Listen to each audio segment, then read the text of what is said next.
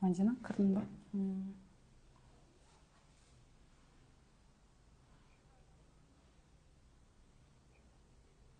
Наверное, надо здесь меня отметить. Менің страничкам. Потом менің немнен шығады тоже.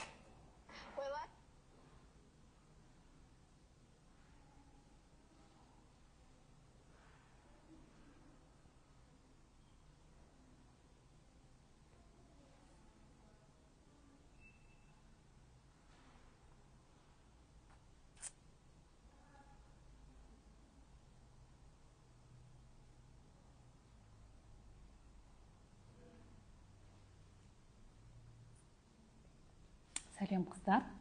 Бүгін сіздер репродуктолог дәрігермен кешкі сырласу эфирі ашық деп жариялаймын. Сұрақтарыңыз болса қоя беріңіздер, мен сіздерге жауап беремін. Давайте жалпы қалай жүктілікке дайындалу керек, сол бойынша. Жүктілікті қалай жоспарлау керек, экоға қалай дайындау керек, сол бойынша мен айтып кетейін. Жалпы жүктілікті жоспарлаған кезде тек бір келіншек қана емес, но оның жары, яғни ер кісіде бірге дайындалу керек. Ол қалай? Зиянды әдеттерден арылу керек, қажетті фолио қышқылын 3 ай алдын жүктілік жоспарламасы бұрын 400 микрограмм стандартный дозада профилактически бастау қажет. Витамин D3 қазіргі соңғы данныйлар бойынша профилактический доза это 4000 международный единиц тәулігіне қабылдау қажет. Ал егер сізде бір жыл ішінде жүктілік болмаса, етеккір уақытылы келсе бір жылдың ішінде, онда репродуктолог дәрігерге қаралу керек. Ал егер етеккір циклы уақытылы емес келсе, задержкалармен немесе керісінше аз мөлшерде келетін болса, 6 ай уақыт ішінде жүктілік болмаса, онда репродуктолог дәрігерге қаралу қажет. Жалпы репродуктолог дәрігерге қалай келу керек? Етеккір циклының кез келген күні, себебі біз кеңесте бірінші анамнез жинаймыз. Бүкіл анамнезіңізді жинап, тарихыңызды бәрімен танысқаннан кейін, сізді креслода арнайы гинекологиялық және УЗИ арқылы жатырмен аналық безді көреміз. Ол бізге не үшін? Яғни біз уже предварительно бірінші приемда исключаем бедеуліктің себептерін. Ол қандай себептер болуы мүмкін? Ол біріншіден овуляция бола ма, болмай ма? Жатырда қандай да бір аномалия, патология бар ма, жоқ па? Мужской фактор және де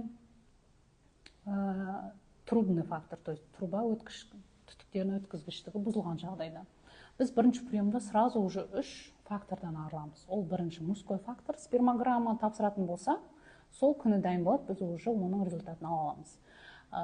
Екінші ол жатыр патологиясы, яғни полип бар ма, миома бар ма, басқа аномалиялар бар ма. Үшінші фактор ол аналық безді көру арқылы, то есть проблемы с овуляцией бар ма, жоқ па, соны анықтауға болады. Одан кейін қосымша анализдер береміз. Сол анализдер арқылы 1-2 аптаның көлемінде не үшін жүктілік болмай жатыр, соның себебін анықтап, соған қарай ем тағайындаймыз. Және бұл себептерден бөлек арнайы анализдер тапсырылады, гормондар тапсырылады. Не үшін? Яғни дефицит бар ма, гормондар дұрыс па, дұрыс емес па, соны қарау үшін. Ал экоға келетін болсақ, экоға тоже дайындық қажет. Ол бірінші әрине пациент неден бастау керек? Бірінші клиника мен дәрігер таңдаудан. Екінші, артық салмақ болатын болса, салмақты қалыпқа келтіру керек. Не үшін? Көбісі салмаққа ренжуі мүмкін, или немұрайлы қарау мүмкін. Но подкожная жировая клетчаткада жиналған жир, эстроген деген гормон бар ғой, соның көп бөлінуіне әкеледі.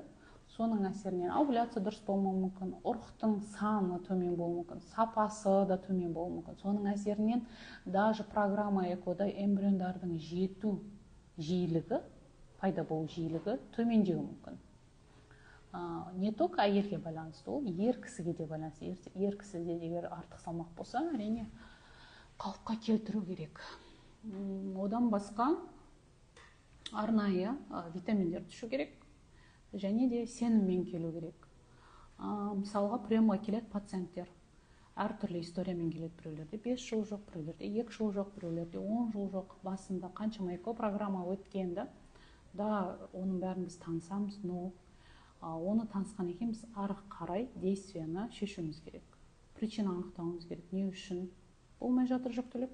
Егер экопрограмма болмаса, не үшін анализ жасау керек? Репродуктолог, дәрігер именно сізге байланысты. Сондықтан бұл енді ұзақ процесс. Біреулерде бір айда бітеді, эко жүктілік алып кетеді бірден. Ал біреулерде иногда 2-3 перенастан кейін болуы мүмкін.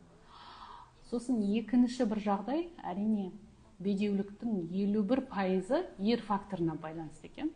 Біздің соңғы отчет бойынша. Сондықтан біздің құрметті андролог дәрігеріміз бар, РМ клиникасында жұмыс істейтін, қаншама ауыр ер фактор бедеуліктерді емдеп жүрген, ол бізде Қанат Намазбаевич. Келіңіз. Сіз де өзіңізді айта кетсеңіз, кейін біз сұрақтарына жауап береміз қыз-келіншектердің, Саламатсыздар ма? Қайырлы күн. Ирем Чимкент парақшасының оқырмандары. Өзін таныстыра кетейін. Ирем Чимкент клиникасының уролог-андролог дәрігері Бөрібеков Қанат Намазбаев. Сұрақтар болса? Да. Қоя береміз. Кәне қыздар, сұрақтар қоямыз. Осы мүмкіндікті пайдаланып, сұрақтарыңызға жауап берейін. Менің... Беременность 6 недель, гематома қалай концепция болады? Так, смотрите, гематома не үшін пайда болады? Ол жатыр болса, соған бала жабысады ғой. Бала жабысқан жер какой-то физический нагрузкадан, басқа стресстен, жөтелгеннен или ауырып жатса нагрузкадан ол ажырайды. Либо ол ортасына ажырау мүмкін, либо шетінен. Сол ажыраған жерде қан тамырлар қанап, сол жерде гематома жиналып қалады. Оны гинеколог дәрігерге барасыз, гематоманың размеріне қарау керек. Вообще с этим не надо шутить. Сохраняющая терапия алу керек. То есть онлайн мен сізге какой-то дәріні ұсына алмаймын. ХГЧ көп болса не болады, және де ХГЧ аз болса не болады? ХГЧ қай кезде көп болса, қай кезде аз болса. То есть если беременности нету, но ХГЧ положительная, надо к онкогинекологу обратиться. А если вы беременны и ХГЧ норма, да, көп болсын, аз болсын, но это же беременность. Ол сіздер критерийда шетіндегі нормаға қарамаңыздар. Мысалға 5 аптада осынша ХГЧ болу керек деген ол еш жерде жазылмаған. То есть в динамике ХГЧ должно расти, если вы беременны. А если вы не беременны, то онкогинеколог консультациясы қажет. Тромбофилиямен жүктілік жоспарлауға болады? Әрине жоспарлауға болады, но грамотно. Бірінші барлық анализдер тапсырып, до беременности подготовка керек. Бізде именно тромбофилиямен жүргізетін өте керемет дәрігерлер бар, жүктілікті жоспарлайтын. Сол кісілердің консультациясын алып, потом уже жоспарласаңыздар болады. Бақылауында. Бақылауында болу керек. Бақылауында болу қажет. Келесі, менің етеккірім келмегеніне 9 ай болды, дәрігер іштен келмеді, детский матка деді. Енді гормондарға тапсырдым, қалқанша тесттерді жеткіздім. Нормдары осыған жауап беріңізші. Так, сізде бедеулік, то есть жүктілік жоспарлау бойынша проблема бар ма, жоқ па? Жасыңыз нешеде, салмағыңыз нешеде, гормондарыңыз қандай показатель көрсетіп тұр, соған қарау керек. Щитовидкада проблема болса, задержкалар болуы мүмкін. Но бір ғана щитовидкаға тоже жабудың қажет жоғын қарау керек, полный анализ жасап. Обычно, если бедеулік болатын болса, это поликистозный синдром, то есть бедеулік, овуляция болмайды деген сөз, если месячных нету. Либо преждевременное истощение яичников болуы мүмкін. Сондықтан гормон без анализов, енді точно диагноз қойып айта алмаймын. Негізі диагноз қойылса, ары қарай уже лечениясын табуға болады. Саламатсыз ба? Екі баланы көтере алмай жүрмін. Екінші баланы? Екінші баланы шығар мүмкін. Екінші баланы шығар. Негізі вторичный бесплодие көп кездеседі бізде. Ол чем первичный бесплодияға қарағанда, мысалға, вторичный именно көп қай кезде? Обычно ол кезде жатыр түтікшелер бітеліп қалуы мүмкін, хроническое воспаление, или там у мужа да могут быть проблемы. Ерлердің ұрығының сапасының, санының төмен болуы, әртүрлі факторлар өте. Образ жизни, то есть там простатит бар ма, жоқ па деген сияқты, со временем инфекциямен ауырған ба, ауырмаған ба. Мысалға, әйелдерде жатыр түтікшелер бітеліп қалады ғой инфекциядан, например, хламидия, да, трихомонада, а мужчин тоже бітеліп қалуы мүмкін ба? Өте көп кездеседі. Азоспермия, ұрық жолдарын бітеп, обструктивті азоспермия қалып келеді. хламидия инфекциясы. Өйткені не үшін хламидия инфекциясы дейміз? Өйткені ол симптомсыз жүреді.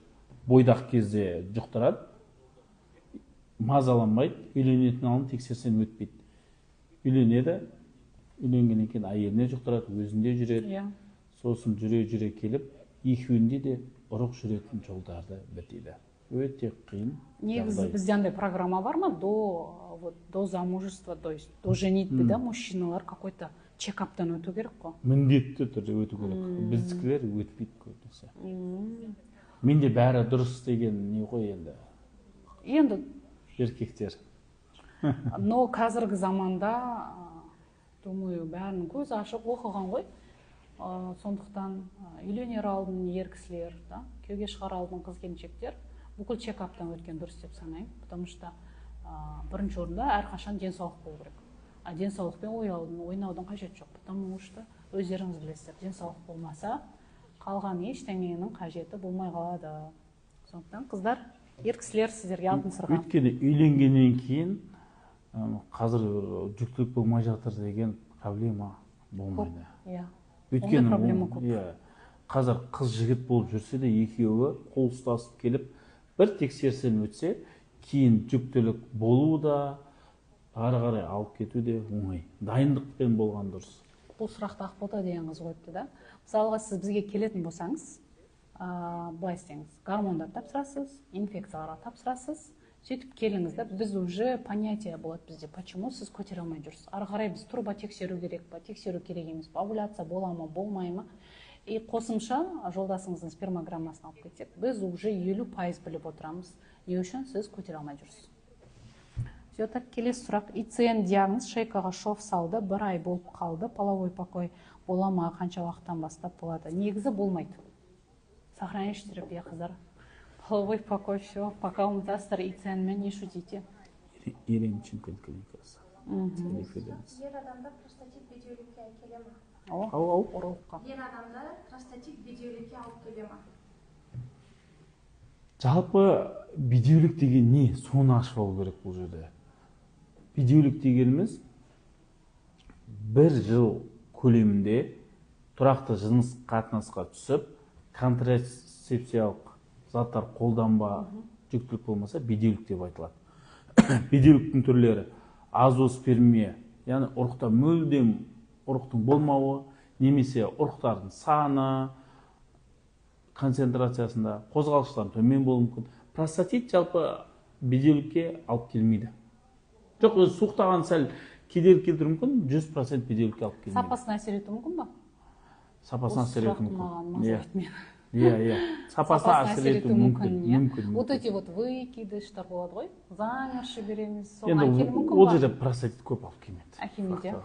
Енді простатит ұрықтың қозғалысын төмендетуі мүмкін. А простатитті қалай анықтайды? Только осмотр? Қараңыз. Жалпы бізде еркектерде барлығы жыныстық әлсіздік болса да, жүктілік болмаса да, бәрі простатитке алып келеді ғой. Простатаға байланысты. То есть дежурный диагноз ғой. Барлығы бар. Простатит дегеніміз қуықтың астындағы қуық асты безінің қабынуы. Оны негізінен бірінші УЗИ арқылы көреміз, размері ұлғайды, ұлғаймайды. Екінші мәселе, жаңағы секрет, өзі бездің секретін алып көреміз. Лейкоциттер қаншалықты? Ол анализ бізде бар, бізде барлығы бар. Үшінші мәселе, ол белгілері, кіші дәреттің өзгерістері, жиі бару, ашыған сияқты сезім, қуықта қалып қойған сияқты, кіндік, шап аймағында ауырсуының белгілері болуы мүмкін. Осы простатит деп аталады. Егер сондай мәселе, сондай жауаптар болса, лучше дәрігерге қаралған дұрыс. Толыққанды тексеріп, емін жазып береміз. Все, отлично. Еркектің жеген тамағына да байланысты ма? Түсімен. Еркектің жеген тамағына да байланысты. То есть жаңа простатиттің жалғасы болып тұр. Жоқ, бұл енді еркектің жеген тамағына өте үлкен байланысы барлығы қазір. Қазіргі фастфуд, газированный сусындар, энергетиктер, барлығы. Әрине. Ұрықтың, шәуеттің санына, сапасына өте тығыз байланысты. Келесі сұрақ, саламатсыздар ма? Эко салдырды. Келінім 2 рет 5 айлығында түсіп қалды. Екеуі де шейка матка қысқа дейді. Екеуі де егіз болды. Біреу болса түспейтін бе еді? ИЦН диагнозы біреу болсын, екеу болсын, ол диагноз кетпейді. То есть біреу салса да сондай сұрақта түсіп қалу қаупі бар. ИЦН деген это уже чисто механическое, то есть шейка ашылып кетеді да, уақытысынан ерте. Ондай кезде біз немен көмек саламыз? 15 аптада УЗИ-ға түсу керек, шайкасын ғана, цепикометрия деп айтады. 14-15 аптада, егер сол жақта уже мы видим, да, что идет расширение, цервикальный канал ашылып жатыр, но скорее всего так и будет, если екі рет солай түсіп қалмаса, онда шейкасына кальций қою керек, либо шейкасын тігу керек. Оның өзінің показаниялары болады. Егер сізде жаңағы сондай случайлар болған болса, әрине жаңағыдай істеу керек, УЗИ-ға түсіп, дәрігері репродуктологқа бару керек. Ол репродуктолог дәрігер ары қарай уже сәйкес дәрігерге жібереді, тігуге немесе кальций қоюға. Процент 0 болса үміт бар. Процент үміт әрқашанда бар, үмітті сөндірмеңіздер. Ол азоспермия деп айтылады. Ұрық 0 болса, бұл жерде қай түрі соны анықтау керек. Обструктивті азоспермияда мүмкіндік көп, ұрық жолдар бітелген. Яғни ол жерде аталық без яйчика жұмыс істеп тұр, тек ұрық жүретін жолдар бітеліп тұр. Оны микроскоппен мезоотасы, яғни ұрық жүретін жолдардан ұрықты іздеу операциясын жасаймыз. Ал екінші түрі обструктивті емес түрінде генетикалық ауытқу мүмкін, болмаса гормоналды бұзылыстар, болмаса жас кезден аталық без даммай қалған болса, оны да көріп операцияны іздеп үміт бар, 50-50. Табуға болады, табуға болады. Бізде негізі пациент болған осындай случайда. Необструктивная азоспермия обычно бұрын приговор еді ғой, бұл болды. Ол жерде бізде генетикалық әке болмайды дейді. Қазір бірақ біздің Қанат Намазбаевич менің қаншама пациенттерім необструктивная азоспермиямен бірінші операцияға дайындады, жаңа лечение жасады. То есть операцию тоже сразу істеуге болмайды. Чтобы операцияда ұрық табу үшін, бұл жаңа стимуляция дәрілерін беріп, болды дайын деген кезде операция жасап, ұрықтарын тауып микроскоппен, дұрыс түсіндім ғой, соны қатырған. Представляете, сонда менде бір пациентімде біреуінде 3 эмбрион қатырдық, біреуінде 2 эмбрион қатырдық. Это, представляете, мужчина өзінің генетически өзінің баласын, то есть экопрограммада алып отыр. Хотя осыдан қанша жыл бұрын необструктивная азоспермия это приговор деген сөз еді, болды уже балаң болмайды деген сөз еді. Так что қыздар медицина дамыған заманда, мысалы, біреу айтты ма болмайды деп, это не значит, что все, точка, болмайды емес. Надо второе мнение искать. Вот у нас Қанат Намазбаевич сондай пациенттерді жүргізеді. Біз сол пациенттерге эко жасап, қаншама әйелдер көтеріп жатыр. Үміт үзбеңіздер. Саламатсыздар, бірінші баламда экомен көтерген, екінші баламда да экомен көтерем ба? Күйеуімде генетикасы полиморфизм шыққан еді.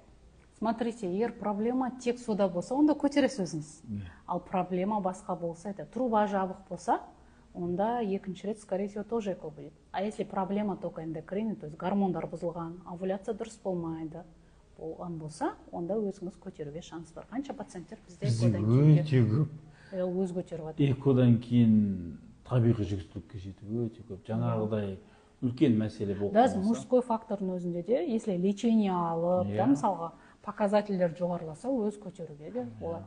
Но біз қараңыз, бұның бәрін біз ғылыми түрде айтып жатырмыз да. Но біз білмейміз ғой, бізден де мына жаққа берем. Мына жаққа. Бізге біз әрегер берем десе, мына жаққа беру түк емес қой. Біз сонда да медициналық ғылыми. Бірақ это не значит, что сіздер жүре берулеріңіз керек.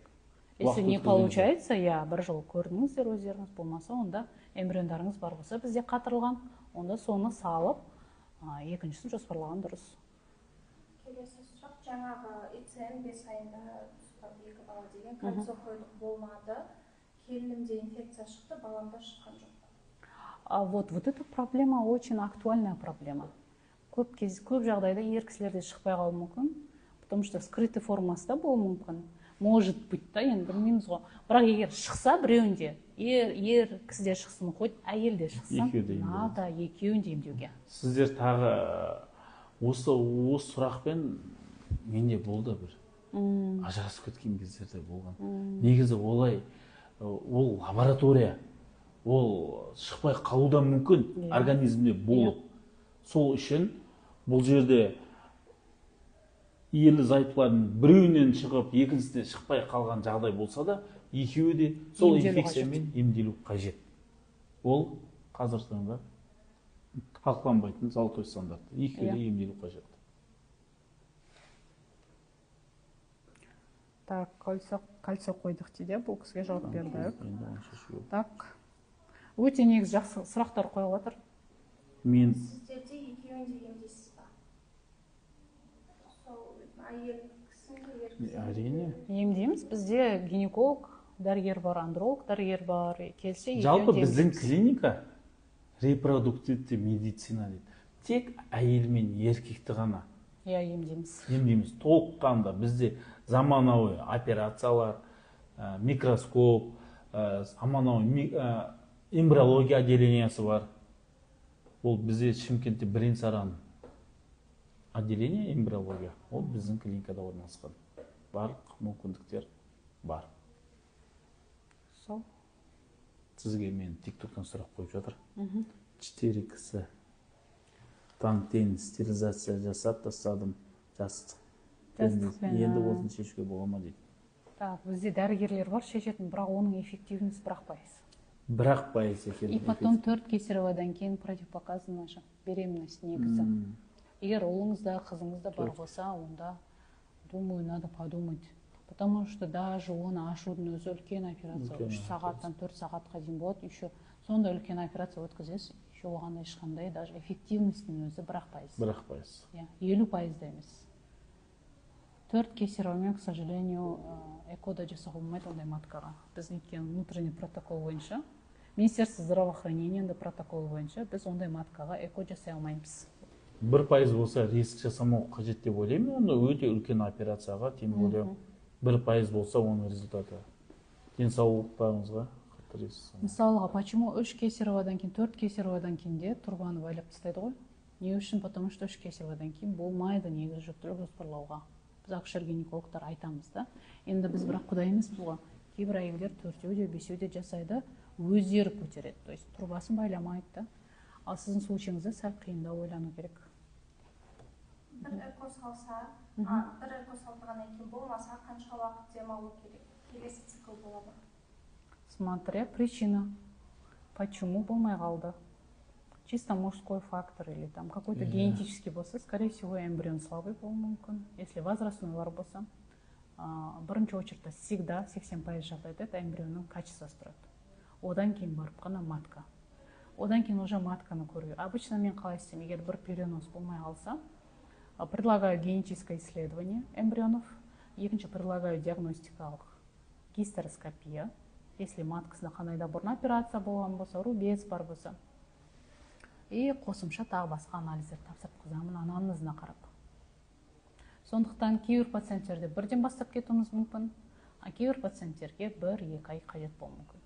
Бірақ после гистероскопия мысалы сізге жасаса, ұзақ жүрудің қажеті жоқ. Келесі цикл или одан кейінгі цикл бастап кету керек.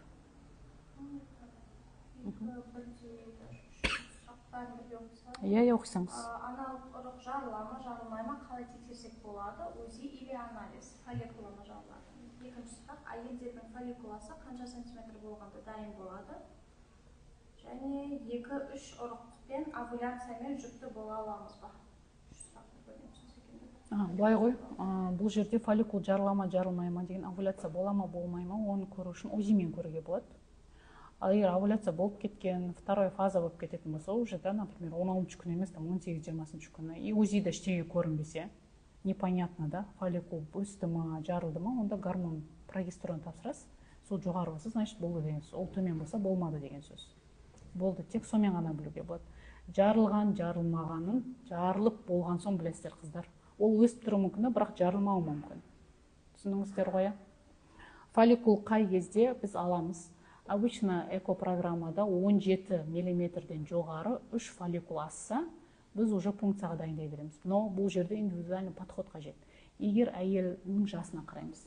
Егер әйелдің жасы 40-тан жоғары болса, уже 17 мм, 16 мм ала береміз. Соңғы Эшренің дедлайн бойынша, рекомендациялар бойынша. Ал егер жас болатын болса, обычно 19-20-ға дейін экопрограмманың өзінде жеткіземіз. Барлығын емес, доминирующий 3 3-тен жоғары 20 болса болды, уже қалғандарына қарап, и циклдың күніне қарап, примерно овуляция күндері біз уже пункция жасаймыз. Сосын үшінші сұрақ қандай еді? Фолликул қаншаға жету керек жару үшін? 2-3 ұрықпен овуляциямен жүкті бола аламыз ба? Үшінші сұрақ. Егер овуляция болса, жүкті бола аласыз. Труба ашық болу керек, овуляция болу керек, күйеуіңізде бәрі жақсы болу керек, маткада ешқандай проблема болмау керек. Но если сізде фолликул изначально аз, жасыңыз 37-тен жоғары болатын болса, онда репродуктолог дәрігер қарау керек. Почему? Потому что егер сіз қайта-қайта стимуляция жасай берсеңіз сондай аз фолликулмен, онда фолликулдарыңыз тез азайып қалуы мүмкін. Почему? Потому что вы вмешиваетесь, то есть стимулируете яичник дәрілермен.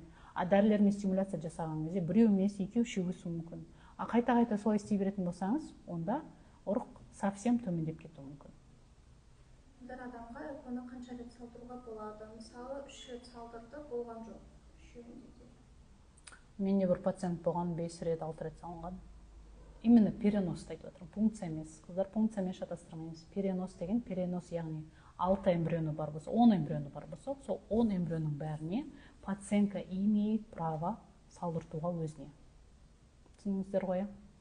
Я не заново программу вот это стимуляцияны айтып отырған жоқпын. Насколько денсаулығы жарайды, соған да байланысты. Экодан кейін табиғи жүктілік бола ма, или тек экомен бар? Бұл сұрақ қойылды. Түсінбедім, қай? Экодан кейін табиғи жүктілік бола ма, или тек экомен бар? Жоқ, экодан кейін табиғи жүктілік өте көп болады. Иә. Шансы көп. Өте көп. Енді ол жерде жаңағы трубный фактор болмаса, сол.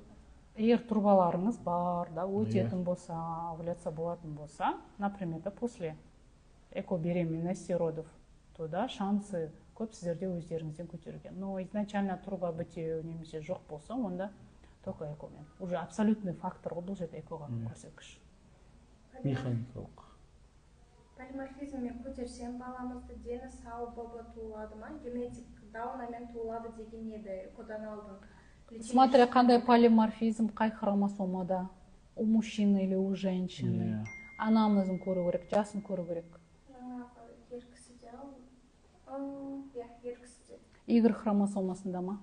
Увеличение болады, но это не значит, что у вас барлық балдарыңыз ауру болады деген сөз емес қой, ол қыздар. Просто надо там ПГД делать, и дені сауын салу керек. Эко жасаған кезде эмбрионды. Насчет ПГД тоже надо решать с генетика. ПГД-ның қай түрі? 5 хромосома, 7 хромосома или бүкіл 23 хромосоманы тексеру керек. CGH жасау керек па или SNP ма? То есть бұл жерде анамнез жинайды генетик. Вместе с репродуктологом решают. Именно қай түрі сіздерге болады. Бұл жерде енді генетиктің дәрігерлерімен де бірге ақылдасып шешілетін мәселе. Пункциядан соң қанша уақытта салады деген ба осы? Тоже сұрақта. Если сізде 15 клеткадан төмен болса, шықса пункция кезінде, то сразу саламыз 5-6 күннен кейін эмбрионды, егер жатыр яичник дайын болатын болса. Дайын болмаса, онда эмбрионды қатырып, келесі текір циклдың где-то 18-20 күндер циклдың саламыз. Но в среднем экопрограмма 25 күннен 45 күнге дейін алуы мүмкін. Но если у вас есть свои проблемы, матка, эндометрий juha, полип, гиперплазия, өзіңіздің денсаулығыңыз изначально да нашар болса, и во время эко олардың бәрі обострение болатын болса, болады ғой, почкам ауырып жатыр, там гриппую деген сияқты причиналар болып жатса, әрине созылуы мүмкін. Қазіргі таңда тек бір ғана эмбрион салына ма, или біреу ұстап қалу үшін 2-3 эмбрион салына? Свежий циклда, то есть сразу егер салатын болсақ, қатырмай, 2 эмбрион салуы мүмкін. Қай жағдайда, егер бір эмбрион жақса, екіншісі слабый болатын болса. То есть ол даже қатыруға да, например, жарай ма, жарамай ма под вопросым болса. А так, егер қатырылған тұрған болса, онда біреу саламыз. Не үшін? Не потому, что нам жалко до ваших эмбрионов. Это потому, что есть осложнения акушерские. Көбісі ерте босанып қояды, давление, қан кету, травма мүмкін балдар, потом реанимацияда жатып қалуы мүмкін, әйелдің өзі қиналып қалуы мүмкін, шейкісі ерте босанып қалады деген, содан да болуы мүмкін, да? Физическая нагрузка ғой. Поэтому қыздар ойлану керек те, салатын кезде. Мен доктордан жалынып, жылап сұраудың қажеті жоқ. Бір нәрсе сұрайыншы енді. Репродуктолог, акушер-гинеколог ханымнан. Бұрындары қазірде үлкен апаларымыз үйде туып, полияда туып, кейін роддомға барғанымыз еді ғой. Не деген денсаулық деймін ғой. Сол кезде қазіргі енді ең бірінші денсаулық жас кезден күту керек. Қазір мысалы, қазір үлкендер көріп жатыр біздің, мысалы, уже балалары бар, сол балаларымызды, қыздарымызды қазірден жастайынан дұрыс тамақ, дұрыс ұйқы бәрін реттесек, болашақта осындай қиыншылыққа алып келмейді деп ойлаймын. Дұрыс па, дұрыс па? Дұрыс айтасыз. Тамақтану, образ жизнь. Қазіргі балалар жыламасын деп чипсы бар ма, кирешки бар ма, әртүрлі бір краска, химикаттар, артыда бір магазинде толып тұр. Газированный сусындар, сок болсын, бәрі краска ғой, газированный. Соларды. Жоқ, мен постоянно осыны айтудан жалықпаймын негізі. Негізі мынандай ғой, это не значит, что вообще запрет қою қажет емес. Просто аз-аздап, понемножку все можно. Аз-аздан күнде ондай тамақ жеудің қажет жоқ. Кәдімгі тамаққа ештеңе жетпейді. Анда-санда можно побаловать, там, фастфуд, анда-санда. Ол қай кезде білесіз бе? Біз бір үйге қонаққа барған кезде жейді. Үйге қонақтар келген кезде соның өзі жеткілікті. Соның өзі жеткілікті. Мысалы, бізде кішкентай қызым бар, Айғалым деген, сол айтады ғой. Қонақтарға мысалы, апа мына зиян иә дейді, бірақ жеуге болады, бүгін жеуге болады, қонақтар алып. Бір рет жеуге болады деймін. Солай түсіндіріп қою керек та оны балаға. Балдар түсінеді ғой бәрі. Иә. Переностан кейін қанша күн күтіну керек? Негізі переностан кейін физический нагрузка жасамасаңыз болды. Күйеумен қосуға болмайды, баня, сауна болмайды. Ванна, душ можно. Главное это физическая нагрузка. Жасамау керек, дәрілерді тоқтатпау керек до ХГЧ. ХГЧ положительно шықса да тоқтатудың қажеті жоқ. Оны пока жүрек соғысы шығып, бала жақсы орныққанша 6-7 аптаға дейін қабылдау қажет. Оның же дәрігерлеріңіз сіздің анамнезіңізге байланысты, историяңызға байланысты толық жазып береді. Сонда сразу эмбрион салса, ол эмбрион слабый деген мағына ма? Жоқ. Келесі сұрақ, мен сіздерде емделіп жүрмін, 17-сіне перенос деп айтты, бірақ свежий саламыз деді. Менің анализім бәрі жақсы, осы бір кісі қойды. Все. Нет, это не всегда. Мы обычно перенос екеу саламыз ғой, сол кезде біреу жақсы, біреу слабый салуы мүмкін. Сразу сала береміз, жақсы эмбриондарды.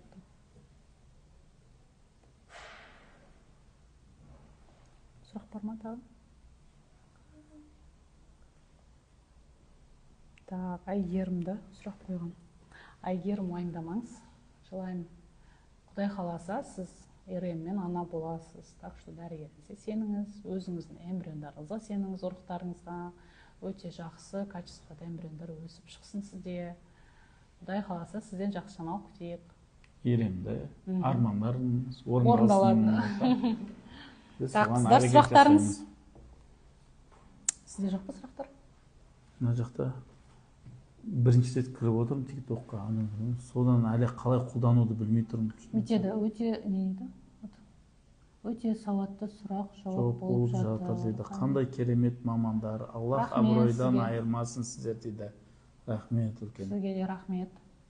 Бір марқайып қаламыз ғой негізі осындай жай сөздердің өзі. Жай сөздің өзі, өте настроение. Сондықтан қыздар, жақын адамдарыңызға тек жақсы сөз айтыңыздар. Хорошо, бұл өмірге сіздер бақытты болу үшін келгенсіздер.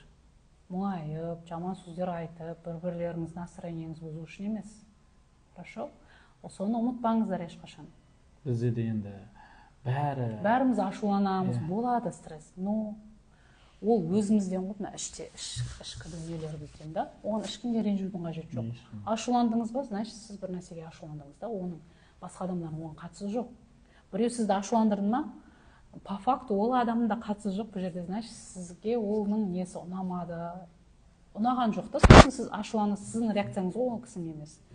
Сіз жаңағыдай сабырлық сақтап, лучше олмен ұрсып, ашуланып, энергия құртқанша, энергияларыңызды лучше семьяңызға, өздеріңізге құртыңыздар. Әрекетке құртыңыздар, жүктілік жоспарлауға құртыңыздар, егер сіздерде сол проблема болып жатса. Сол шаршасаңыздар, арасында дем алыңыздар. Мұңайсаңыздар, жаңағы жолдасыңызды, қыз-келіншектер, немесе керісінше да жарларыңызды, бір көңілдеріңіз көтеріп, құшақтап, энергия жинап, қайтадан берілмей алға қарай жүріңіздер. Доктордың алтын қолының арқасында көтердім, сізге рахмет дейді. Ой, рахмет. Генетик анализ аламыз десе Анар да. отказ берген дұрыс па? Мен қызым қалай өсіп жатыр ма? Алғысымыз шексіз, барлығына шынымен армандар орындалады. Екіншісін салуға әрекет етіп жүрміз. Все, Құдай қаласа. Варикоцелеге қатысты сұрақ. Менде эко сәтсіз аяқталған, труба ашық, жолдасымда варикоцеле бар. Сәтсіз аяқталуына варикоцеледің зияны бар ма? Бар. Менде жүктілік 4 апта 3 күнде тоқтаған. Варикоцеле бірден бір себеп, замерші выкидыштерге бірден бір себеп варикоцеле негізі. Оны ота жасап, әрекет жасаған дұрыс. Салмақтың маңызы қатты ма? Қалыпты осынша салмағыңыз болу керек дегенмен дәрігерді қабылдап мықты салмақ қосып алдым, ол кедергі емес па? Енді ожирение 3-4 степени болатын болса, да? Например, если бойыңыз 165 болса, конечно, 100 килограмм сіз үшін өте ауыр. Да? Это вообще 3-4 степень, да? Даже мы ЭКО не делаем таким пациентам. Жасамаймыз. 80-90 килограмм тоже как бы второй степень. А то, что там 75, это нормально. 70.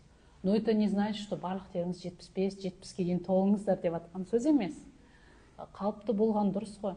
Но салмақ жоғалтқанда да бірден 10-15-20 килограмм жоғалтудың қажеті жоқ. Жайлап 2-3 килограммнан понемножку шаг жасау керек, да? Аздым, так, дальше деп. Хорошо? Қыздар стрессқа түспейсіздер, ой, менде артық салмақ бар екен, мен көтере алмаймын деп үйлеріңізде жатпаңыздар қазір. Диетолог қазандап. Если у вас чуть-чуть салмақ бар, ничего страшного. Сіз әрекет жасаватсыз, вы хотите забеременеть, вы хотите и плюс похудеть, все, соның әрекетін жасаңыздар. Ой, жоқ, мына жерде Бибинур Мырзақасымовна айтты, что артық салмақ ұрықтың сапасын төмендетеді екен, все, болды, бітті деген сөз емес ол, қыздар. То есть орта нені табуларыңыз керек, да? От крайности до крайности, паниковать, там, мынау сөйтіп айтты екен, доктор, болды, мне надо худеть, там, 15 килограммов, не надо. Надо потихонечку. Как взрослый человек надо относиться айтылған сөздерге. Жаңағы кісі 165 бойым, 80 килограмм. Нормально. Ну, жайлап, ертең көтеріңіз. Жайлап жалмақ салмақ өз қалпына келеді. Не переживайте. Орта жасалған, тағы қайталанып жатыр. 2 эмбрион салдырғанмын. Екеуі де замерші болды. Енді түсіндім. Вот здесь, может, ну, повлияло все-таки, да, варикоцеле? Тем более, жүрек соғысы тоқтап қалған болып тұр ғой. Бұл жерде енді варикоцелесін жасап, кейін жаңағы фрагментация ДНК сперматозоид деген анализ бар. Былай қысқаша айтқан кезде ұрықтың сапасы, соны көру қажет. Варикоцелесін жасап, қосымша жақсы витамин, керек дәрілерді ұрықтың санынан сапасын көтеретіндер. То есть бір рет сіз экомен замерші болса, это уже надо глубже искать мужской факторды, да? То есть варикоцелез болса, варикоцелесін жасау керек, ДНК фрагментация тексеру керек. Міндетті түрде. Келесі шаг сол. Значит, если вы забеременели, у вас с эндометрием все нормально, все окей. Тут надо глубже басқа факторды искать. Басқа факторларды тереңдетіп, тексеріп. Қыздар мысалға вот да не получилось, сұрақ қоямыз докторға. Доктор, дальше мен не істеймін? Почему не получилось? Да? О, деп по все тяжкие жоқ жылаңыздар, но не надо бір ай жылауға. 1-2 күн жыладыңыздар ма, все, соберитесь, докторға барасыз, келіңіз. Да? Например, біз құдай емеспіз ғой, дәрігерлерде құдай емес, бірақ мы всегда хотим, чтобы наши пациенты забеременели, көтерген. Во-первых, ол қандай қуаныш біз үшін, как будто біз өзіміз көтергендей боламыз, да? Екіншіден, ол бізге абырой. Например, да? Біз бұл жерде просто так жүрген жоқпыз, да? Бұл жұмысты біз жақсы көрген екен жұмыс істейміз. Бұл жұмысты жақсы көрмесең, жұмыс істей алмайсың, я. Қанша адам стрессін, оңай емес. Потому что біз бір сөзбен айтқанда бір семьяның несі ғой, бұл тағдыр ғой. Сондықтан сіздер де түсінулеріңіз керек, да? Если не получилось, дальше идем. Желаемся 1-2 күн, потом идем дальше. Рассосется ли гематома на ранних сроках тифостома? Конечно, рассосется. И физически половой покой. Да.